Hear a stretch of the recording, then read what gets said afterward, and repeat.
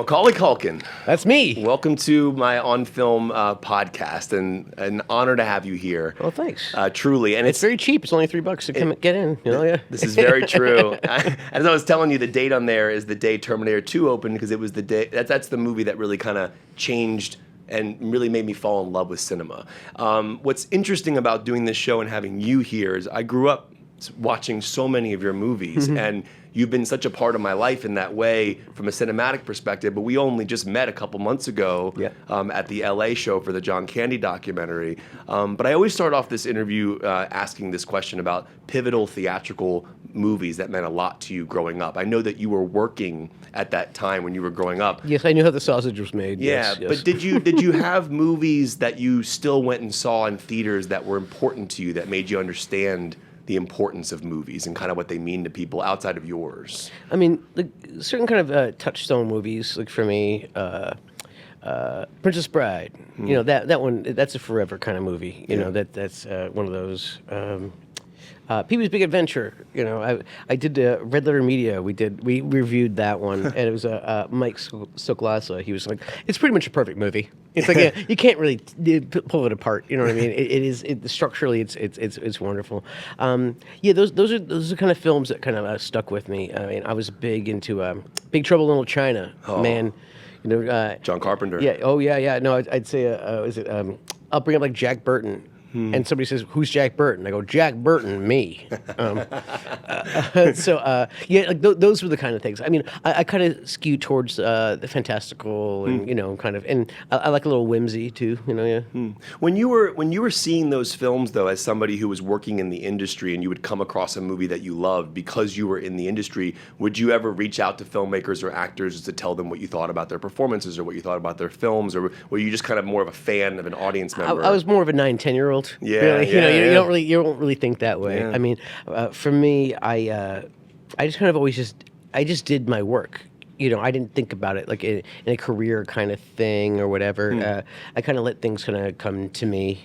And so, yeah, it wasn't like, hey, Rob Reiner, you know, put me in your movie or anything like that. It wasn't like that. Like, no, I just, you know, I let things kind of flow towards me. So, yeah, I mean, now, like, you know, I'll make a mental note and kind of go, oh, that person looks like he's, you know, somebody I want to work with, or that's the kind of vibe that I'm looking for. But it's different. Like, when you're a kid like that, like, you don't really think those ways, Sure. you know. I mean, it's already weird enough that you have a job, you know what I mean? So it's like, yeah, so, you know, so, but no, I never really thought that kind of way back then. This is something I find interesting too, because as an actor, you've worked with incredible cinematographers and composers that have composed your movies, and directors that you've worked with, and obviously we'll get into John Hughes and Chris Columbus in the conversation. But this is a show that was created to kind of talk about craft and the idea of like actors and filmmakers' relationships to each other in terms of like what's your relationship to your cinematographer and your DP. When you were growing up on those sets, were you interested in the filmmaking? Like were there things about the like were you talking to your cinematographer? Were you interested in hearing what John Williams did for the score on Home Alone? Like were those things that you were kind of, I know you're a kid, but were you interested in those? Yeah, when it came to the music kind of happens like much later. Yeah, exactly. I mean, you know, John Williams is over there after we've already filmed the entire kind of thing. Yeah. So I don't think I've ever actually had the pleasure with him. You never met John Williams? No, I know, right? Exactly. And he's so synonymous with Home Alone. Exactly. You know, yeah, but no, I never had the pleasure. You know, yeah. Because again, that comes almost at the very end of the process. You know, yeah. So you know, it starts with the script, and then boom, you know, you film it, and then like then you do the editing, and then you add the music and all that stuff. You know, I remember Julio Macat a lot. You know, he did both the Home Alone movies. Yeah. He always did the Orson Welles lighting. He always lit your eyes and stuff like that. That was always a big thing with him. He was always setting up this one little light, it was mildly distracting at first, but then you kind of get used to it. Can you give me an example of like a shot you remember him setting up like that, or like you remember like it was almost all of the shots, to be honest. Really? He loved that light. He was practically married to it. You know, yeah. I actually just worked with him again.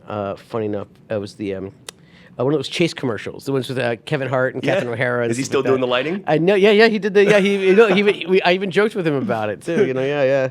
We both look a lot older than we did back then. But yeah, I always got along well with him and stuff.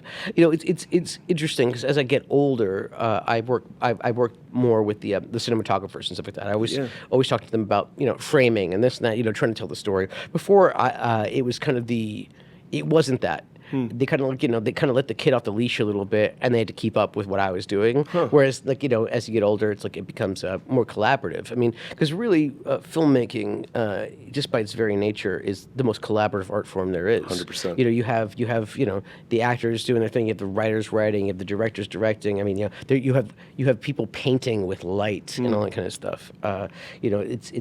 It's almost the tragedy of it is that you need other people. I mean, and on top of that, it's an art form that needs an audience, especially acting. It's I had a director. I was doing this play in London, Richard Nelson, and he said, he goes, I can do my craft anywhere. He's a writer, and he was like, I could write in the sand. I could prick my finger and just, I could write on some tree bark or whatever. He goes, but actors, the problem with that is that if no one's watching, you're just playing pretend. Yeah. It's like your art doesn't exist until it's witnessed. So yeah, I always thought that was an interesting way to look at it. Well, to that point, then the art that is not witnessed, the takes that don't make it to audiences, the cuts that don't make it to audiences.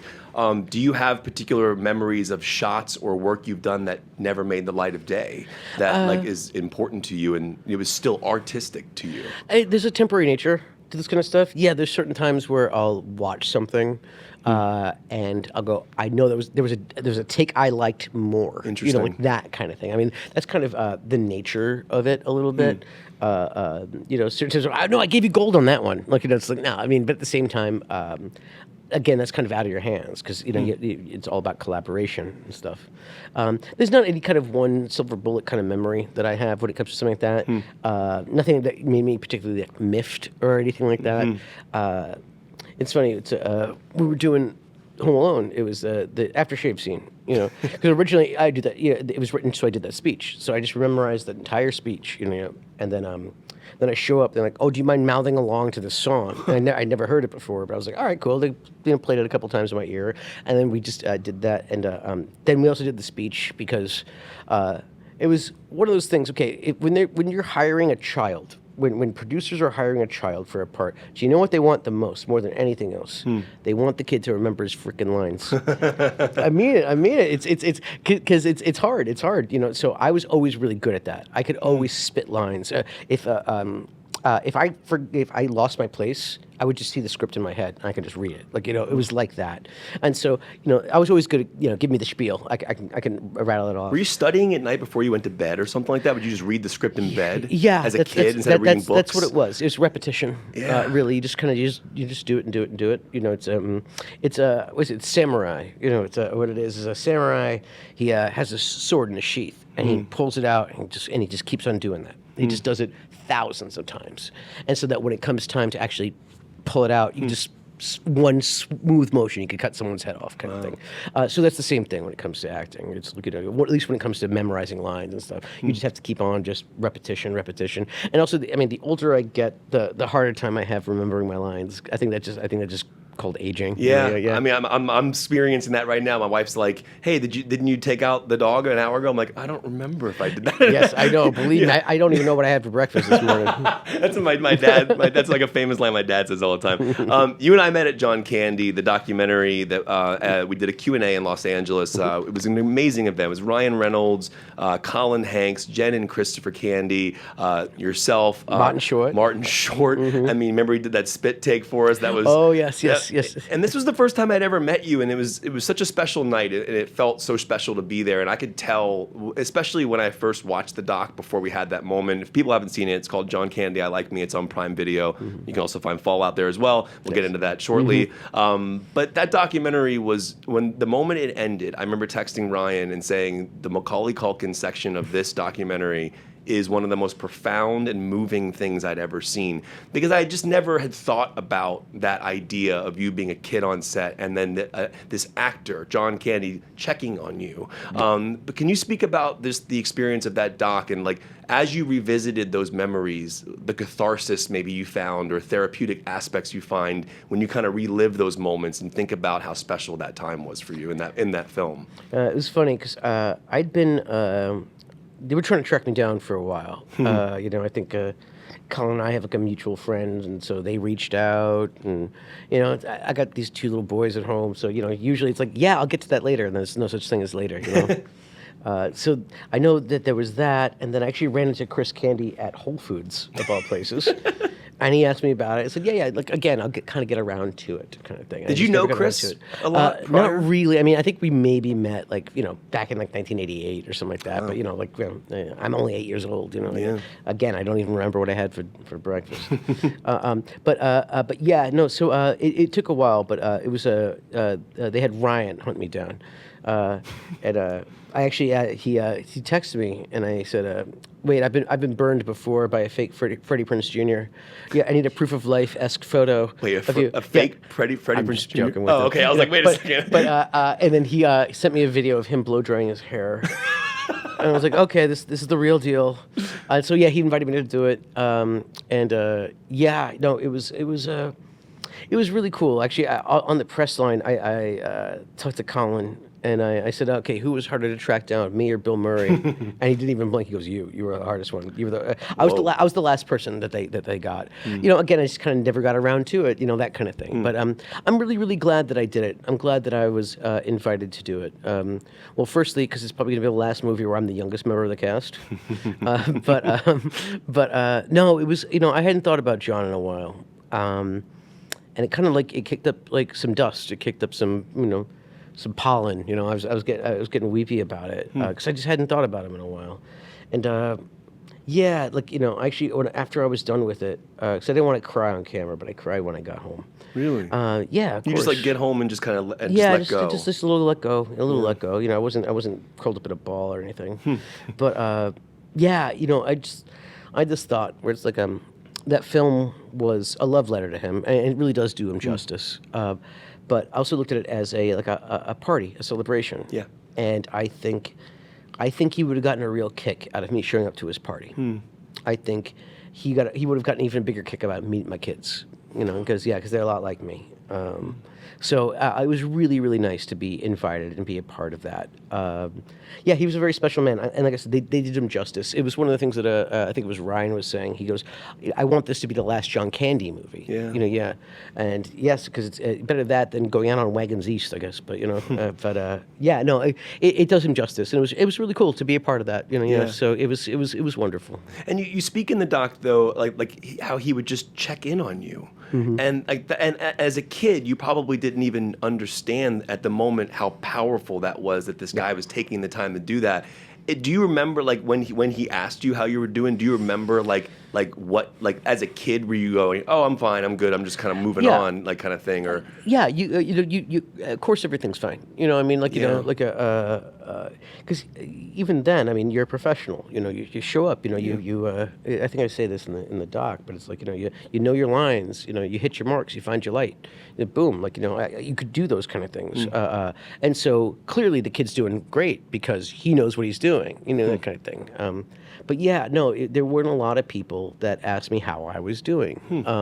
And yeah, no, he was sweet because he saw, he saw how crazy it was getting. And so I think he could kind of feel where the wind was blowing with me. I could keep up with him, and listen, he had, that man had chops, but he's like, I got to keep up with that kid. And so I think he knew that, that there was things coming. And so, yeah, no, it was sweet. Like I said, there's not a lot of people who ask me how I was doing, Him, Hughes would ask me how I'm doing. I ran into him, last time I saw him, it was 1994. I was doing Richie Rich. He visited the set. And I asked him, I said, oh, well, what are you doing here? He says, it's not him. This is not his flick. And he goes, I own this joint. Because he was the Chicago film industry. Yeah. So we kind of just said hi. And then maybe about 2 days later, he just calls me up randomly. Just calls me up. I don't even know how he got my number or whatever. And he just asked me how I was doing. And you're 14 or so at the time. Yeah, 13, Wow. going on 14. And yeah, he asked me how I was doing, and I was like, oh, good. And it was interesting. We had a conversation like an adult. He talked to me like an adult. And he goes, because this was always the rumor, and so he was like, "You want me to give you like a secret?" I was like, "Yeah, sure." He goes, "You know that rumor that I wrote? It only took me a weekend to write Home Alone." I go, "Yeah, I heard that one." He goes, "It's true." He goes, "Yeah," because he wrote it with me in mind. He goes, "It only took me a weekend." And I said, "Wow." I said, "That's amazing. I don't even want to imagine how long it took you to write the second one, because it's the exact same movie." Probably did that while he was on the can, you know? You know, and I do obviously, like, you know, the roles that you've done in your career, and I want to take the audience through some of the incredible filmmakers and people that you've worked with over the time. And Robert Gibraltar, obviously, was your first feature film. Yeah. Burt Lancaster. Yeah. You know, we're talking about From Here to Eternity, one of the greatest actors of all time. Obviously, that cast was incredible. But, you know, I think about you working with legends Yes. at that young of an age, which is remarkable.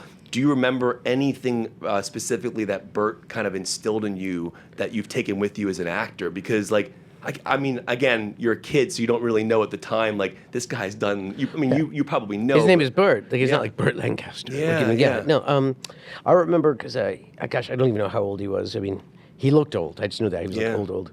And you know, I'm sitting in the little director's chairs that they have, and so I sit there, and Burt Lancaster plops down next to me. And I think he thinks he's being funny. He sits there and goes, "Hey kid, do you have any advice for me?" And that's funny, right? I said, "Yeah, don't step on my lines." And so he's like, "Oh gosh, like, keep up with this kid," you know? Yeah, yeah. No, it's yeah. He was definitely on the older side. It wasn't quite his last movie, but it was like one of his, one of the last ones. It's interesting. It's I remember when Bob Hope passed away. I was sitting there with my lady. And I was like, "Oh, Bob Hope passed away." And I go, "Oh man," I was like, "I tap danced with him one time," and she was like, "Wait, what? Like, what? How come I don't know this stuff about you?" So yes, I kind of I'm not the tip of the spear. I'm the butt of the spear. I bring up some, I'm old hat. I'm some of the old Hollywood stuff. I'm the caboose. Where, like, yes, I've worked with like Lancaster and Hope and stuff like that. But so it's nice to be kind of a part of that kind of like they don't really make them like us anymore. Yeah, Patricia Clarkson, obviously incredible in that film as well. Who's one of my... Bill Pullman, he has the trifecta. He's the bingo card. He's worked with both Kieran, me, and Rory. Did you guys ever share like stories about him? Not necessarily. No, I mean the thing is, it's funny. It's me and my brothers, we rarely talk about work. Interesting. Rarely talk, and even when we do, it's kind of just like more of an in passing kind of thing, or we're like, "Oh, I've been busy doing blank," that kind of thing. But you don't kind of roll up your sleeves and go into it, kind of thing. Honestly, do you always want to talk about work? You know what I mean? No. Exactly. I mean, but I'm assuming when you saw your brother on the Oscars stage, I mean, that's like that's got to be, that's like what a moment. I mean, it was about close to a cinch as ever. Like, of course he was going to win. Everyone knew he was going to win. And stuff like that. I remember that night. I watched it. It was the only thing I watched. I actually didn't watch the whole show. I just watched the best supporting actor, and I knew he was going to win because he was front row, aisle seat, closest to the stage. Yeah, he was just so he'd pop right up and go right up there. There was no way he wasn't going to win. So no, I was very proud of him. Man, he had a banger of a run there. Yeah, I mean, between Secession and that, it was just like SAG, a BAFTA, a Globe, an Emmy, then an Oscar. Just like now, I mean, like I don't think there's anyone who's ever had a run like that for two different projects and two different formats and stuff. Like I said, he had quite the banger of a 15-month run. Remarkable. See You in the Morning in 1989. Yeah. You work with someone named Farrah Fawcett. Yes, I did. I mean, again, I'm just trying to imagine you being that age and working with legends like this. And what's a memory about her that comes to mind of, like, again, like you're probably soaking in so much information about acting and filmmaking at that age. But I mean, is it a bit overwhelming in a way? But like, I'm wondering, like, what you remember about Farrah? Well, it's one of those things where you don't really realize till you have perspective how kind of weird and crazy this this kind of ride can be. I remember, especially from that gig, I remember Jeff Bridges, who played my father. Yeah, and Drew Barrymore's in that movie. Yeah, Drew Barrymore. Yeah, I bumped into her. We talk about that. She was like what, 15 or something, or not something? even. I think she was like 13. Wow. Yeah. And but I remember Jeff. Jeff was great. Jeff was a really good. Like I enjoyed him. He was really good with the kids. He's the dude in real life. Yes, yeah, he was chill. He was chill. And I remember I went to that Oscars. That must have been 2010 or something like that. Oh, wow. I remember he was coming up the escalator, and he had just won. He won, I think, for True Grit. Yeah. And so he's holding a statue and stuff like that. And I'm hanging out with, I had to borrow my brother's girlfriend.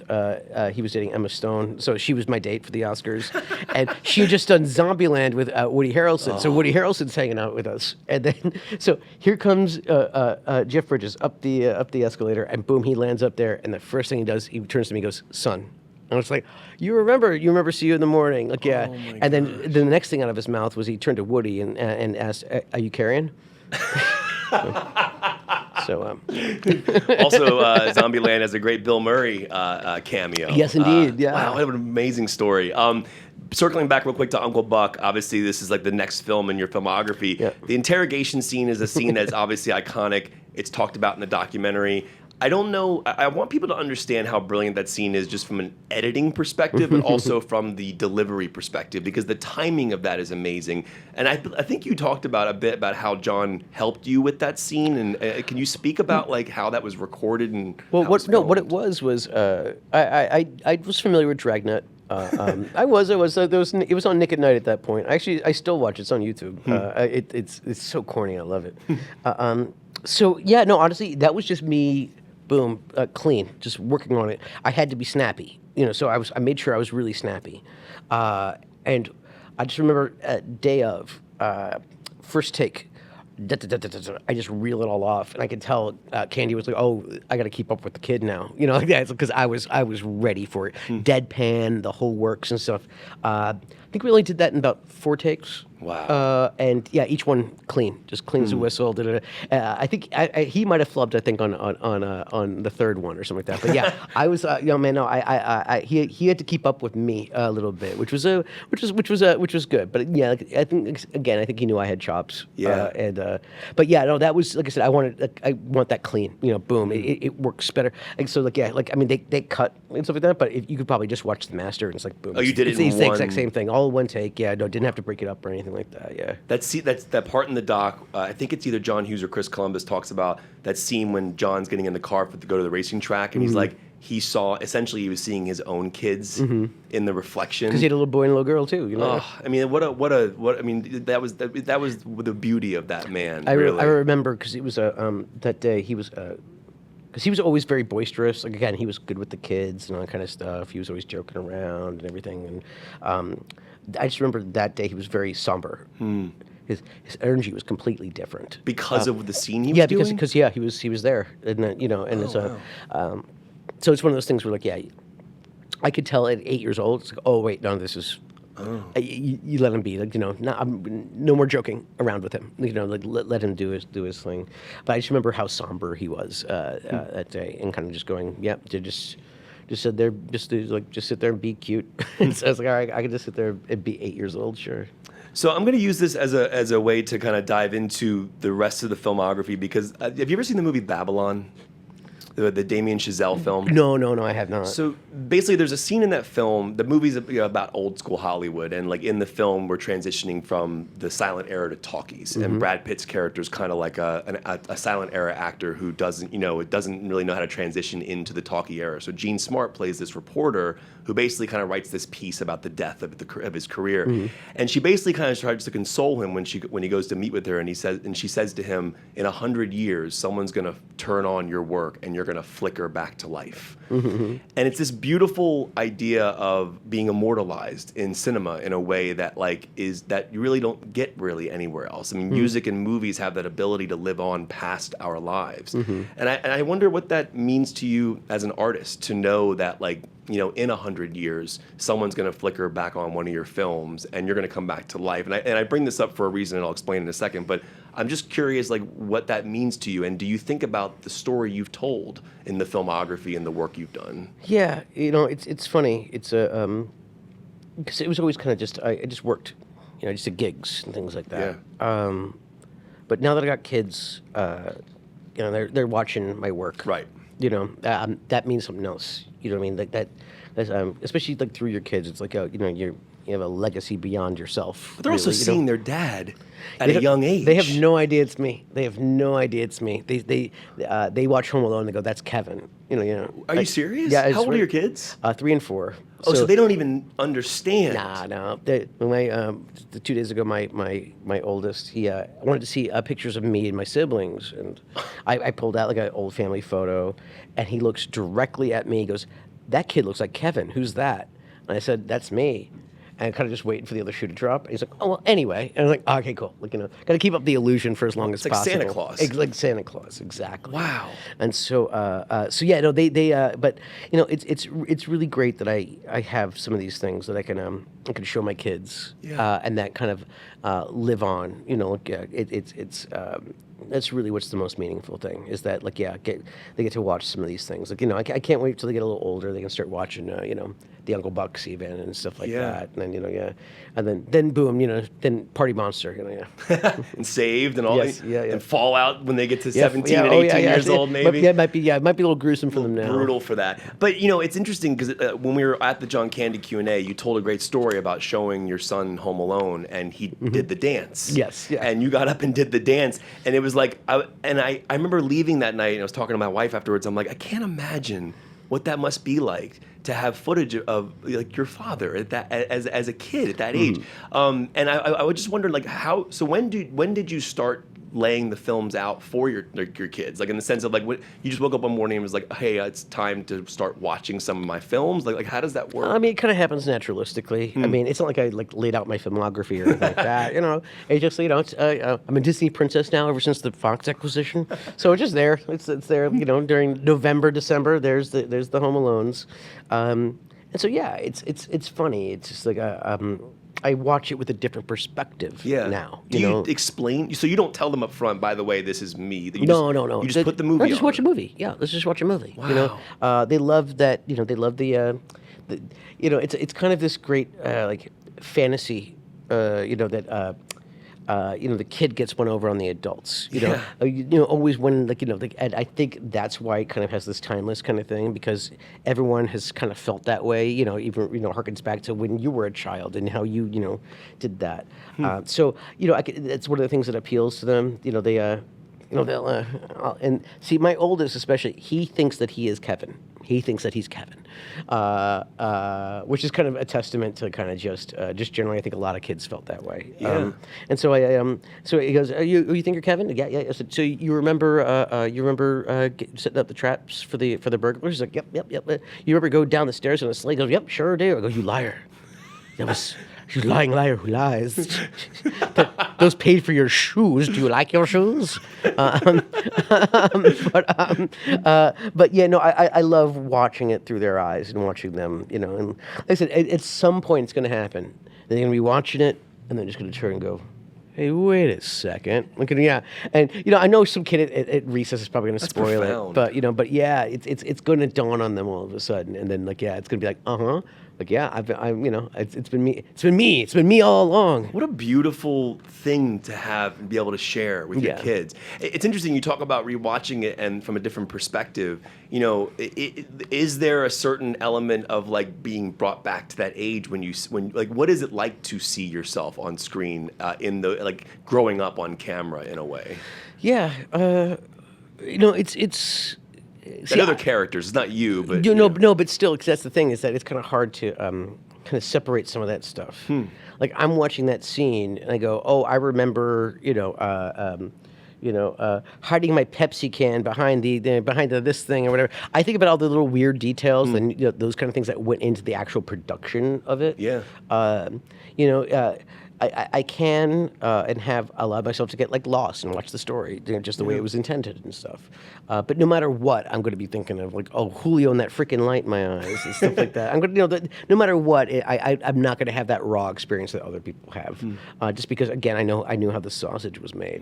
But that being said, it's like I know it's fun to really experience it again, and like we've been doing the tour thing. We've been showing it around. We go from a couple towns and stuff. And they air the movie, and then I tell stories, almost like a fireside chat, a nostalgic night. A nostalgic night, And it's really cool to kind of see how alive this thing still is, and how people really people still react to it. It's because when you think about it, it's been about 35 years since someone was in a dark theater watching it with like-minded people, all laughing at the same stuff and doing, it's really cool. It's still alive. I can hear the laughter. I can feel the vibes, and it's really cool. So it's fun to kind of share stories, and I pull kids up on stage. I ask them terrible trivia questions about the film they just watched and stuff, and give away prizes like micro machines and is a toothbrush from the approved by the American Dental Association. Here's a Kraft macaroni and cheese dinner. You could eat it because I never did. Because I remember that people always going to give me that's like a weird kind of Easter eggy thing for some reason. They're like, how come you didn't eat your dinner? Because I do the whole thing where I'm saying grace and I'm about to eat the macaroni and cheese dinner, and then I just never take a bite of it. Right. And for some reason, I get that over the years. People are like, oh, how about that Kraft macaroni and cheese? Did you ever eat it? It's just like, oh, gotcha. Like, yeah, I don't know. So actually, I did that. Which commercial was it? It was the Google commercial. Yeah. I made sure I was like, I took a bite of my macaroni and cheese. It this time. That was for all you people out there who've been bringing it up over the years. I finally did take a bite of the macaroni and cheese. Yeah, I want to focus on this word nostalgia for a second, because I think sometimes, I think nostalgia, it can be good, and it also can be bad in terms of, people go, oh, I'm nostalgic for this and that. I find it to be a beautiful thing that I'm emotionally connected to, and I think it's something that we see a lot in our culture. Nostalgia is something that we all we yearn for that. I miss riding my bike to Blockbuster to rent movies. Yeah. But then people were like, "Oh, you're so nostalgic. You need to get into modern times." I'm like, no, I like. What do you find to be the power of nostalgia? Obviously, you're doing an entire tour where you're taking your movie out. It's called a nostalgic night. Yes. But nostalgia is a beautiful thing if done correctly, and Home Alone is one of those movies that does feel that way. It feels timeless as well. But what do you think? What is your relationship to nostalgia, on just personally? I think nostalgia. It's a warmth. Yes. To nostalgia. Yeah. It's a big word in my house, but cozy. And it's like an old sweater. Cozy needs to come back, by the way. Where is cozy? I know. Oh, I say all the time. I ask my kids when they get in their bed, I say, "Are you cozy?" They go, "So cozy." I'm like, "Okay, good." But yeah, no, it's like I said, it's like a warm blanket or an old sweater or something like that. Something that is familiar and I don't know. To be encompassed by, you want to be kind of when you're like that, just that it's that kind of coziness. So like I said, taking this thing out on the road, it's like I said, it's really fun because it's just because there are those kind of like-minded people, and some people that are like my age, they're middle-aged and they're watching, it brings out the kid in them, and now they're also showing their kids the movie too. So now it has different legs for them as well, So I think that's really, really cool. And I wasn't sure. I did it last year. I did a tour last year, and I was going to just try it on for size and just see if it works and see if it was fun and things. And I thought it was really great. The turnout was really great. And people, like I said, it's still alive. I think it was one of the first things I said. I got up on stage and people were applauding and stuff. I go, wow, just thanks for remembering. Thanks for remembering all this stuff, for remembering me and all this. It's it's just taking on different kind of legs for me nowadays, and I think it's really cool.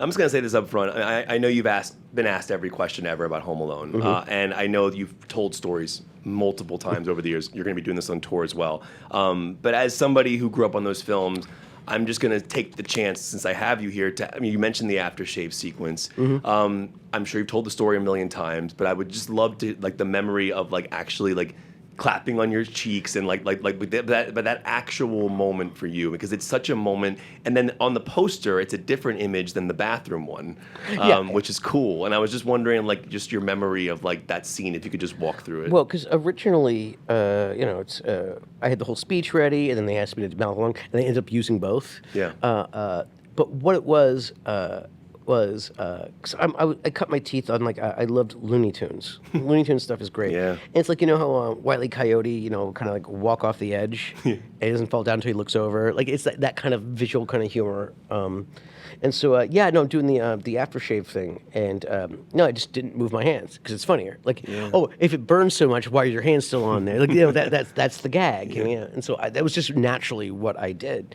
And to hear tell, as soon as I did that, they were like, "We have a poster." Like, they knew right away that was going to be the image. After you cut, they knew it? Yeah. One of the producers or something like that, or even Chris or something like that, apparently were like, "That's it right there. We found our poster." Like, that was going to be the crystallized image that they wanted to use.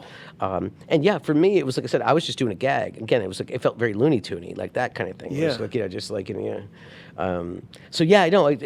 I just kind of did what I did, and it's always funny. It's like, I'm combing my hair.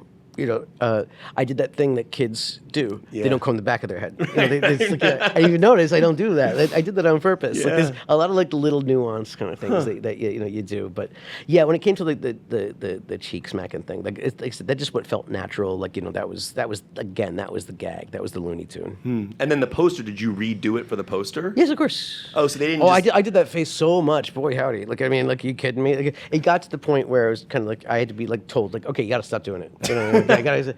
Every red carpet, everything. People would ask you to do the face kind of thing. Yeah. Now people still ask me to do it. I go, no, you don't want me to do it, man. Yeah. It's like, it looks sad when I'm a 45-year-old guy still doing that same bit. Like, nah, man. And besides, he couldn't afford it anyway. Hey.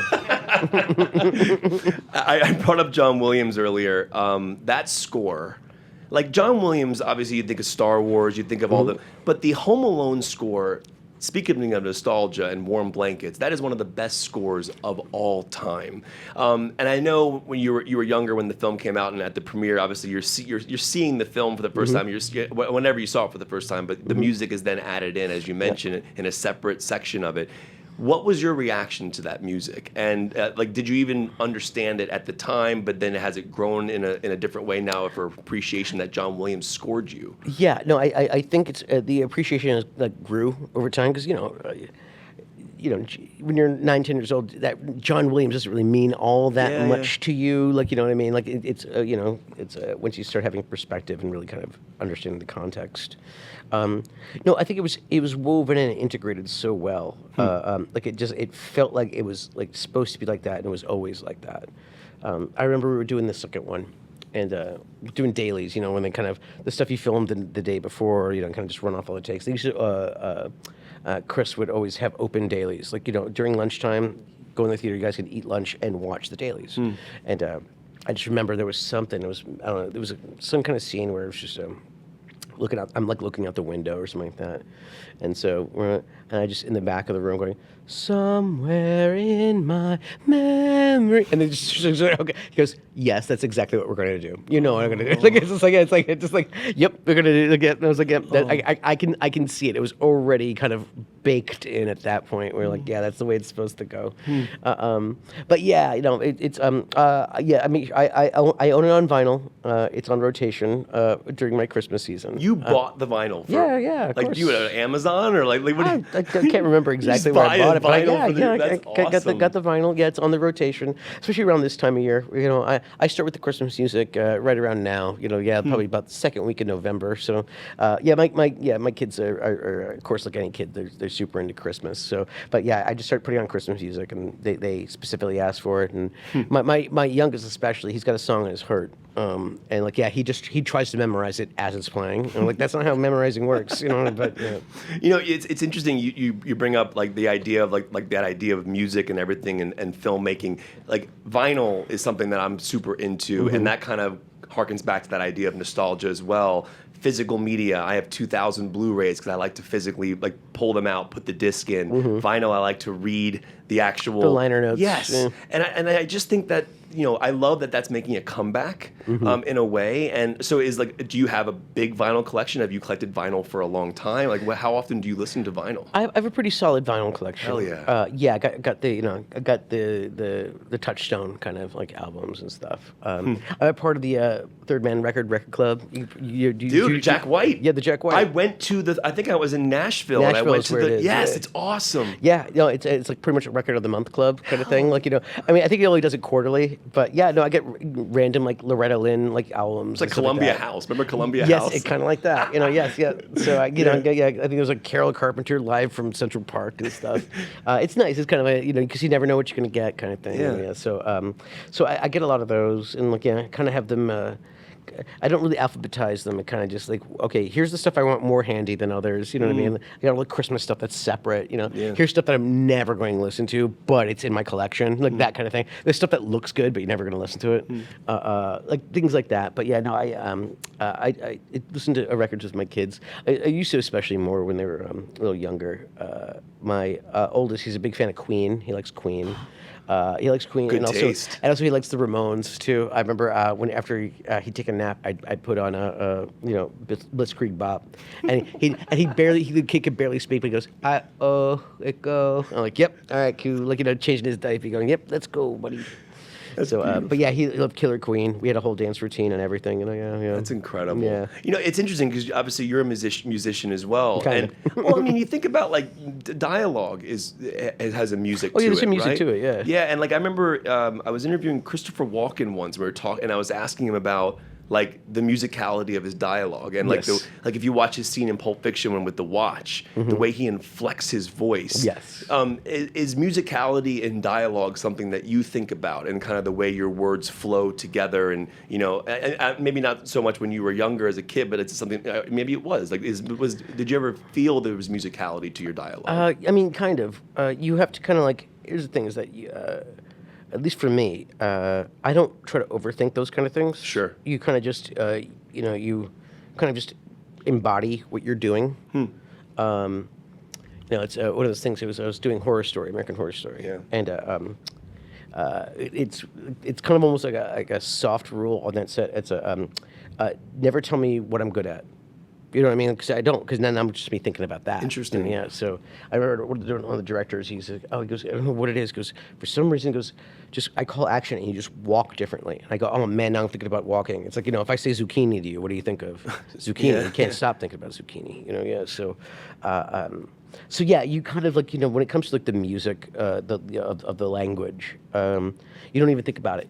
You kind of just do it because otherwise you're just thinking about that. You're just thinking of zucchini. Yeah, you have to kind of just if you really understand a character, or at least the part that you're playing, I think it kind of just comes. It just kind of happens on its own. So some characters just speak the way that they speak. You know what I mean? It's kind of you're kind of. For me, it's kind of like you're more of a vessel for what's going on there. I don't really do parts that I don't have a solid comprehension understanding of what I of like I can do this this makes sense to me. I wouldn't want to do characters that are like, oh, I'm forcing this. I'm trying to make this happen. But it's interesting. You talk about the walking just now. You mentioned the walk. Physicality is a fascinating thing with acting. I remember seeing Strangers on a Train for the first time, Hitchcock's movie, and the characters are introduced in that movie by their shoes, by the way they walk. Yes. And I remember Denzel Washington said something about like when he put a character's shoes on for the first time, he found the character. Do you have any constant things like that help you lock into people you play? Like when does the physicality start? When do you find your character? I think costumes do a lot. Interesting. For that. Because I mean, just when you put on, you're wearing strangers' clothes. You know what I mean? Like they're not yours. They're not your cozy pajamas or anything like that. They're someone else's clothes, and so it kind of that's a good trigger for me is when you kind of get into the full regalia and stuff. It's also more the feeling of the clothes. that it is. I mean, there's certain times where, like, yeah, you look in the mirror, like, you do something like Party Monster, and go, oh my gosh, I'm wearing a blonde curly wig with a chin strap and blue polka dots all over my face. Like, yeah, okay, it's easy to kind of go there, but it's not, it's not always as stark as that. But yeah, no, honestly, it's that sensation of, like, yes, like shoes or clothes or something like that, going like, yeah, I don't. These aren't mine, you know what I mean? So you're not yourself in that. And I think kind of it's easy to kind of get lost in some of that kind of stuff. A lot of the stuff I've been doing with Fallout, like, yeah, it's a very stiff, rigid kind of costume, and it's so it's actually really it gets easy to get, like, lost in that real, like, but also it's hard to use the bathroom and that stuff. And one more quick thing on Home Alone, because I know we're going on tour, homealonetour.com. The shows start 11/22 in Long Beach, go through December 12th. So make sure you check it out, and it's going to be amazing. This is something I know you get asked about, but as a kid, I didn't know that the movie he's watching in Home Alone was a fake film that Chris Columbus made. Angels with Dirty Souls. Yeah. And so Angels with Filthy Souls was like this, like, when I was a kid, I was like, oh, that must be an older movie that Chris Columbus has just put on for Kevin, the character. When you were filming that, did you know that was a fake movie? So so did you ever see that get filmed, or they just did it? And no, they did it. I don't know when they did it, but I knew that they that was not a real film. I didn't know until I was probably 15. Yeah, no, I think we were talking about it, like the hair and makeup people were like, oh, they were talking about, oh, when we did that person up or whatever. Like, so it was clearly, it was like there, But yeah, no, I was not fooled by that. Who was saying that? Seth Rogen. Seth Rogen was the one. He was like, it took him like 30-something years to realize that Angels with Filthy Souls was not a real movie. Yeah. But that's just kind of a testament to the thoroughness of what they put together there. When you play characters as an actor, you get to see the world through their perspective, right? So, like, you're playing people that you're not. And I always wonder if actors miss people that they play. And this brings me to My Girl, because obviously that's the ending of that film is something that we all still think about to this day. And I'm just curious, like, do you ever miss characters that you play? And is that one in particular that you miss? Because because of the way that film ends, obviously, the tragedy of it, there is something about a longing and a miss, like you miss the character. At least I did as an audience member. Do you, as an actor, ever miss people? I'm trying to think if there's anything I miss. A lot of times, especially doing film, it's different than television or anything like that. It is just a bottle. You know what I mean? Once you're done with it, you kind of have to let it go. Out in the world. Certain characters stick with you more. It took me a few years to really drop some of that Michael Alec. Really? Just the way I would move my hands, or just like certain things, certain phrasing would just kind of come out. Who was it? It was somebody was saying about Johnny Depp, is that it took him a number of years to after Fear and Loathing. And the kind of like lizardy kind of stuff you do, like the guy, and it's like he's like apparently that stuck with him for a number of years afterwards. So sometimes those things do stick, especially if they're these little like ticks. If anything that has a tick in it, look at those ticks sometimes are hard to kick. But no, I mean, I just remember because I think I've only done one sequel. It was the Home Alone 2. Yeah, and I remember it was one of the last days of the first one. It was I was off camera, we were kind of just setting up the next thing, and we were joking about, we're almost done with this thing. Like, oh, great. Like, it was a long production. It was like over 3 months. And I forget the prop person was like that. It's like, oh, just imagine if they made a sequel to this and they forgot you all over again. And we all had a hearty laugh at that. So, yeah. Like, it'd be really convoluted to lose the kid again.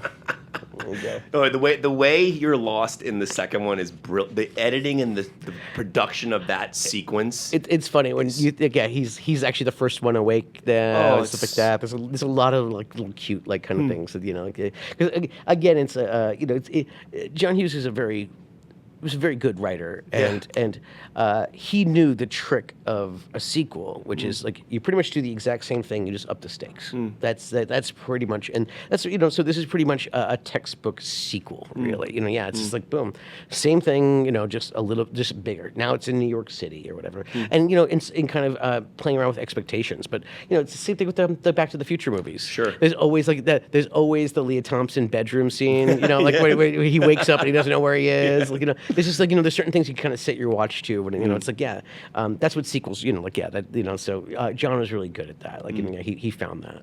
And another quick thing on My Girl, when you make a movie like that has that type of ending, you're, 10 years old when you shoot that film. You're dealing with a very serious, heavy subject matter and thematics and things that kids generally don't even get into until they're older. When you have to put, like, because I remember Ben Stiller said this once about like severing from like characters that you play and kind of going home and kind of being you. So you go on set, but your body doesn't know that you're acting. You're still putting yourself through the emotional. Yeah, your nervous system is still activated. So as a kid, though, when you have to film a scene like that or a moment like that where your character dies, I'm just curious, like, how you grapple with that at such a young age. Was it something that you fully understood? Like, did it affect you at all because it was such a deep thematic piece of work? No, I mean, I knew going into it I was gonna die and stuff like that.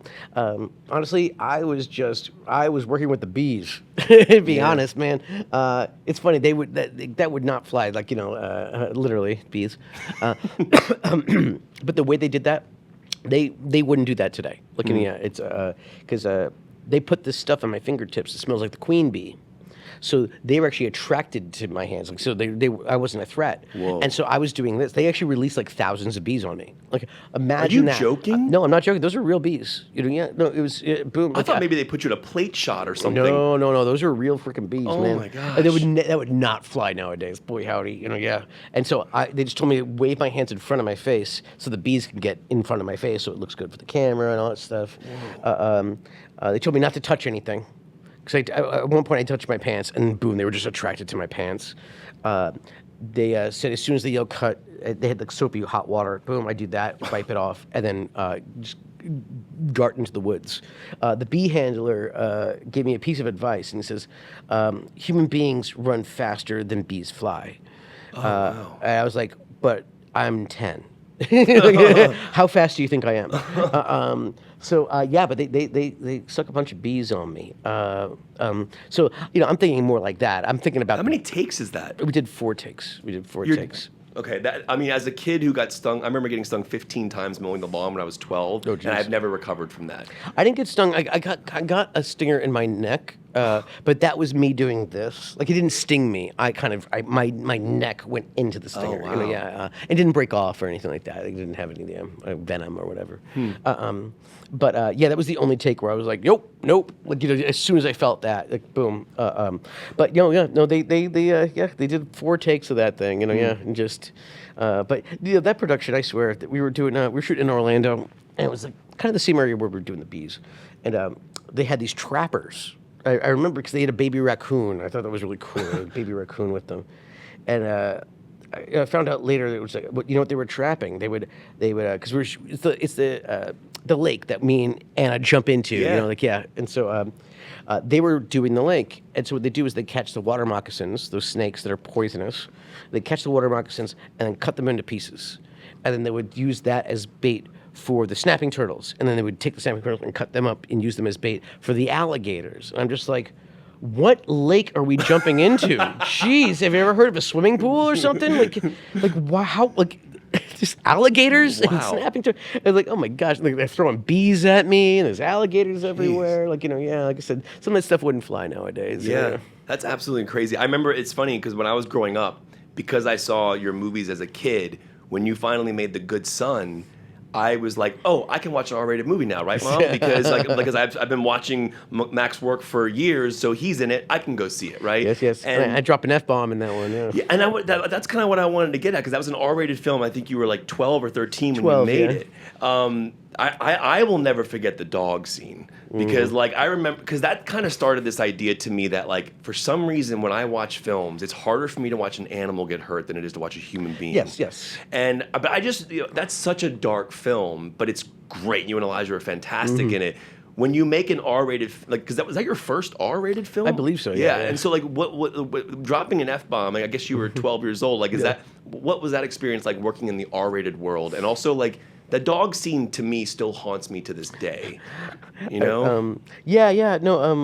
Yeah, no, it was the F-bomb was not altogether unfamiliar to me. So, I think it was a bigger deal for the audience than it was for me. It was a big deal to hear you drop an F-bomb. It was, yeah.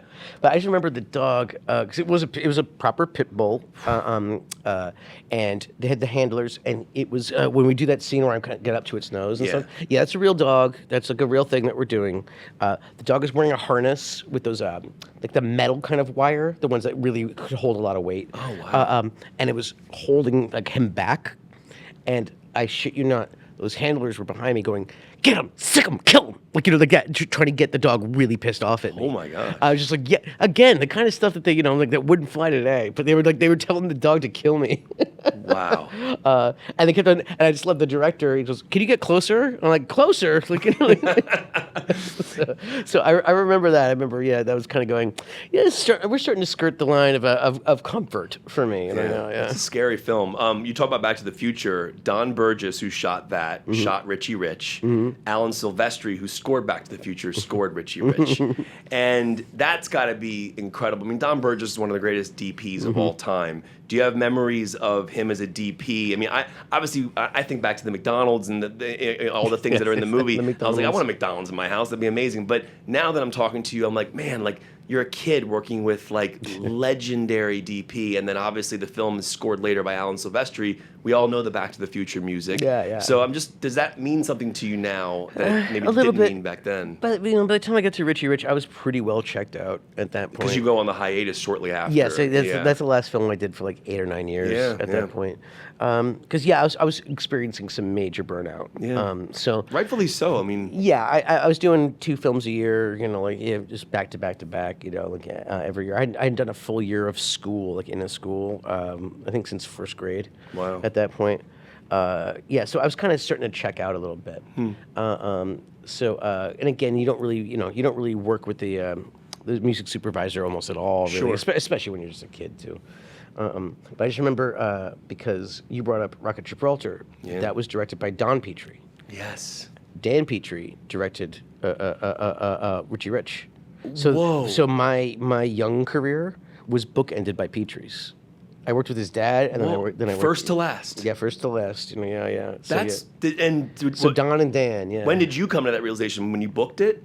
No. When I was doing it, they were like, "Oh, that's Dan is Don's kid." Wow. And so I guess my young career got bookended by Petrie's. He was always it was always nice enough.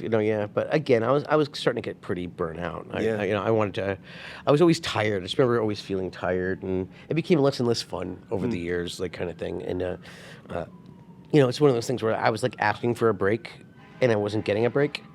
Like you would actually say, like, I'm starting to burn out and stuff like that. And people just didn't listen. Yeah, and it's kind of just like, well, yeah, we'll think about that, and then boom, and so it started kind of, the gravy train started coming off the wheels, and I was just not having fun. That's the thing is that, like my early career, like the early stuff, there's a lot of pep, there's a lot of zest in it. Because I had a really good time. I enjoyed being good at things. I knew I was good at this, and I knew I was getting, and like, yes, it's good to get praise and stuff like that. It got me out of the house. Sometimes the house environment wasn't always my favorite, and it got me out there, and I knew I was providing, and I was, at the same time, I enjoyed the work. I was very good at making people laugh. That was the thing. I could do that. I could read a room, and I could work a room. And I really enjoyed doing that, and then it became more and more of a chore. It became more and more of a merry-go-round. I had less, like, I was starting to get older, and I didn't really feel like I had agency. Like I didn't feel like I had autonomy. And so when it became time, like when I became, of a certain age, when I turned like 14, pretty much, and my father was out of the picture, I started just grabbing the reins and kind of going, "Yep, no, we're done. I hope you all made your money because there's no more coming from me. I'm going to go to high school. See you guys later." Wow. It was like that. And you did go to high school. Yeah. No, it's what I wanted to do. I wanted to, Good for you. I wanted to meet girls and hang out with people my own age. Because you have to remember when a lot of like my films, I'm not really working with people my own age. Yeah, it's true. You watch Home Alone, it's like Castaway. except he had a volleyball to talk to. Me, I'm just talking to the ether. You know what I mean? So yeah, no, I was because they go, what's it like to work with Joe Pesci? I said I probably worked with him like maybe 2 days in the entire thing. Great, 'cause He's you guys- he's over there with Daniel Stern doing his bits. I'm over here doing my bits over here, and only like it's the scene where they almost run me over in the van. There's that one, and then there's the thing where they hang me up Right. on the thing. But like you barely That's like when you bit your finger. Yes, yes. I Yeah. still have Joe Pesci's scar, like his little tooth mark in my finger. Incredible. But yeah. So like I was not working with people like my own age. I was always working with adults, and people would always say, "Oh, that's Mac. He's like 11 going on 40." And I'm like, can I just be 11 going on 12? That's kind of really what I wanted. Yeah, I just remember I was very starved for for peers. What a decision to make too. It's like because you're on this incredible path of with movies, but obviously you're not feeling happy. Yeah. And I'm curious, like when do you stop that run? Like, because I know for me, like I've had anxiety and depression since I was a kid. So like I like to stay busy, but then when I'm not busy, I feel like my mind wanders and I start to have more anxiety. When you're going that fast and then you just stop and then you go, all right, I'm going to go back to school. Was there a weird period of transition of like, who am I without that for now? And then like, did you go to like a regular high school as well? Like, how does that transition It was a work? professional children's school, so it was almost like a brick and mortar correspondence school. Okay. So it was for that's the thing. It wasn't a performing arts school. Okay. It was a school for kids who already had a trade. So they're not going to teach you to act. You already have an acting job, and this is the place that you can kind of go, and they can send you your work while you're on the road and stuff like that. Okay. Now it's different. They have the internet and all those kind of things. But like my Catholic school could not keep up with my schedule, so then I ended up going to PCS. But no, honestly, I never felt like what I did in my career defined me as a human being.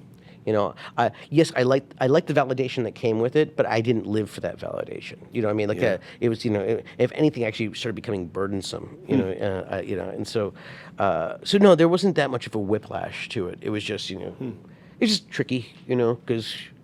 I mean, you're like the most famous kid in the whole world, and so it's you have to maneuver those waters, and it was it's tricky because at that age sometimes you don't have the actual or emotional vocabulary to really kind of maneuver, like to swim in those waters.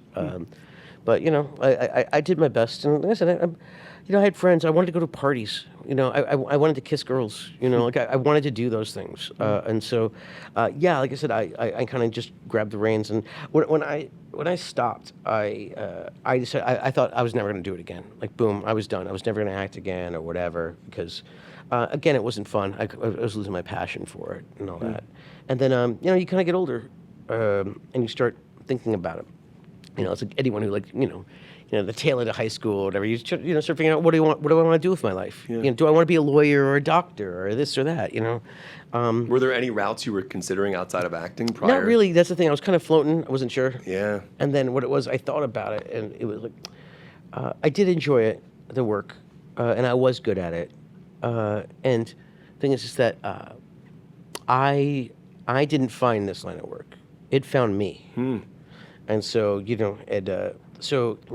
now let me see if I want to find it now. So that was kind of fun. So yeah, it's interesting. Like, again, it's one of those things where I don't let this line of work define you, because that's where people get caught up. That's when the machine chews you up and spits you out. That's when you can't. It can't be your sole identity. And you have to find your level of satisfaction in the entire thing. See, like technically, I'm retired right now. I'm retired, and then I find a gig that I like. I unretire, do that gig, and then I immediately retire again. So every gig is my last gig. And there's no other big strings attached to it. Honestly, it helps keep me sane. I don't because that's the thing is that it's like the paradox of this line of work is you could win an Oscar, right? And you're backstage, you do the press conference, and you got your shiny statue and all that stuff. One of the first questions they ask you is, What's next? What are you doing next? So right? ridiculous. Right? And it's like right? And like I'm on top of the hill. I'm king of the hill right Yeah, now. why are you And- asking me what I'm doing And next? that's not good enough, Yeah. And so you have to figure out what your version of good enough is, and boom, like but yeah, but people who just tie way too much of their happiness into like their line of work, let alone this line of work, which is so just can be so tepid, so tentative. Like that, it's a good way to kind of go nuts. I mean, they ask me virtually every do Dancing with the Stars and things like that, and I go, why would I put myself out for judgment on a weekly basis? I mean, let alone wear some of those costumes. I swear, But it's like just don't allow yourself to be judged. And just like you just. If me, I like doing the work, and I enjoy the good work, and that's what it is. But at the same time, also, if I never do another gig in my life, I'm totally happy with that too. And what's interesting to me is I would argue that the defining role for you is being a father. Yes. And I think what's interesting to me is for artists, I don't have kids, my wife and I don't have kids, we have a dog, but there is something fascinating about, I would imagine, the moment you have become a father and how that changes you as an artist.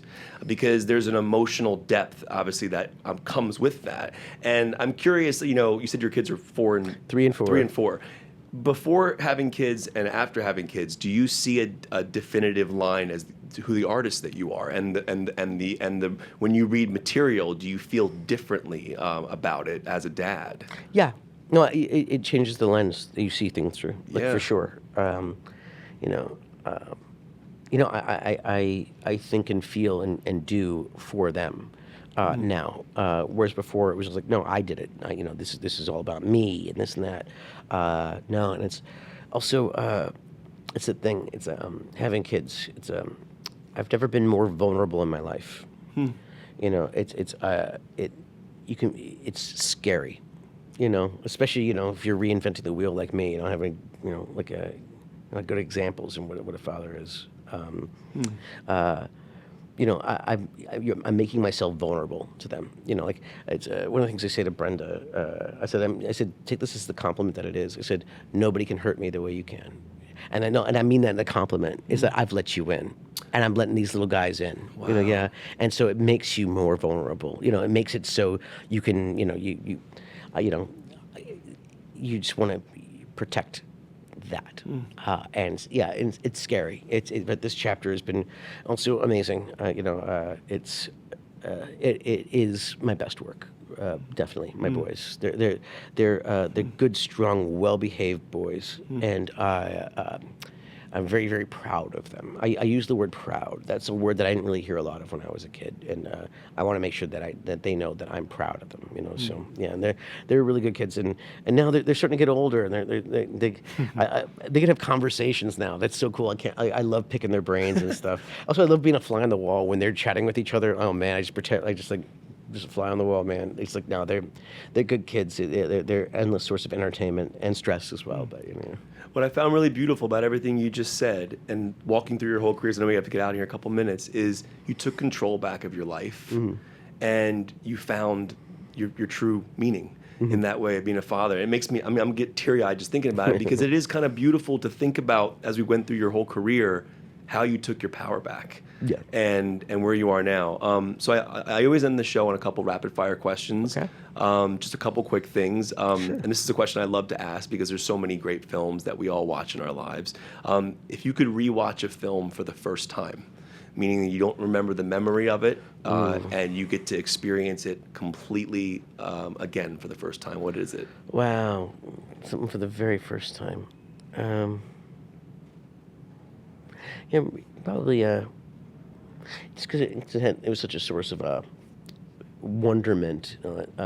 Would be the first Star Wars movie. Yeah. Like, the old first one. New Hope. Yeah, the old New Hope, and it's like, that's especially for its time too. It's the thing that Star Wars has kind of gotten through like a wood chipper a little bit, but it was like, no, there was nothing like it. There was nothing like it on planet Earth, really. And so, being a kid of the right age and stuff, that was like, boom, that was a bullseye for me. Like, that was that stuck with me. Do you have a favorite shot in cinema history? And it could just be the one that comes to mind first. I mean, a lot of answers that I get to this question sometimes is the dolly zoom in Jaws, but Oh yeah, that one, the one with the vertigo shot. The vertigo shot, you know. Do you have a shot that kind of speaks to you? You go, it just kind of hit you in a way that you remember it? I'm trying to think if there's anything like that. That's like, you know, just that one, you know, like that one snapshot or something. Or it could be a scene. Yeah, I'm trying to think. You know, yeah, it's a. If there's anything that kind of really like sticks out for me. I mean, of course, you always have the.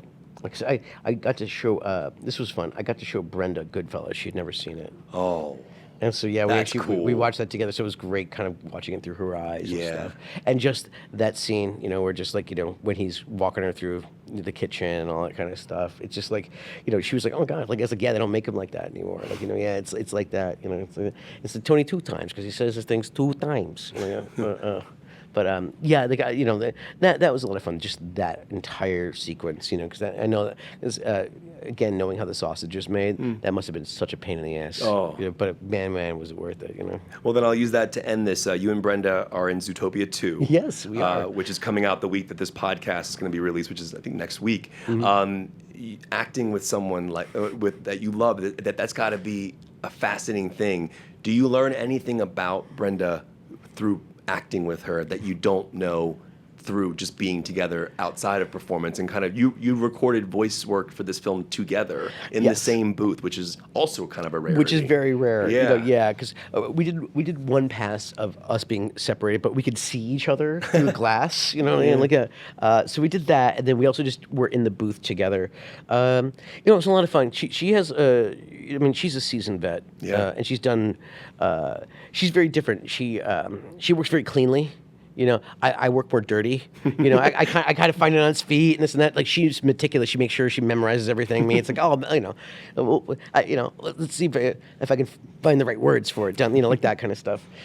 So it's always been interesting because a lot of times I put her on tape for her auditions and stuff. Oh, cool. Yeah, so that's fun. But yeah, no, like I said, she's always very. She's more studious, I think, is the best way to put it. So yeah, no, it was a lot of fun. I like to say we're taking a bite of the forbidden fruit. We're playing brother and sister. We're also playing cats. So. And so yeah, no, it was a ton of fun. And we went to the premiere of it.